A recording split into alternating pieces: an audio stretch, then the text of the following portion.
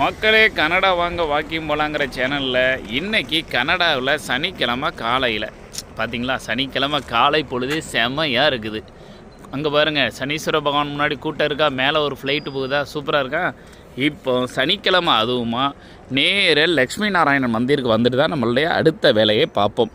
லக்ஷ்மி நாராயணன் மந்திருக்குள்ளே போய் அங்கே பெருமாள் இருக்கார், சிவனும் இருக்கிறாரு, மைத்துனனும் இருக்கிறார்.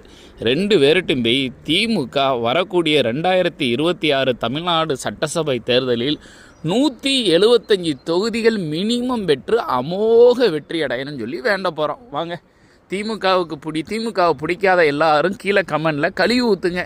திமுகவை பிடிச்சவங்க ஒரு தம்ஸ்அப்பை போட்டு விடுங்க பாப்போமா.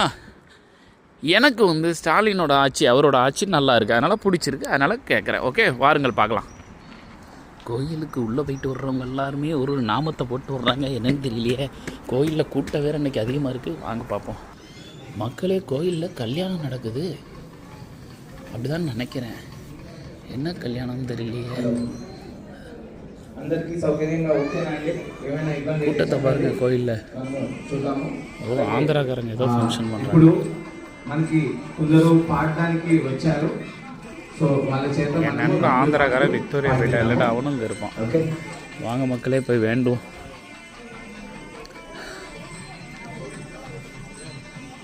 எப்படி இருக்கீங்க?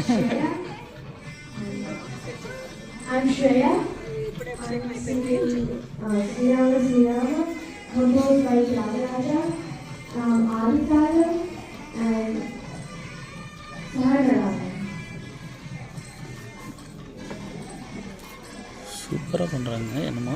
வாங்க பார்ப்போம். வேண்டுமா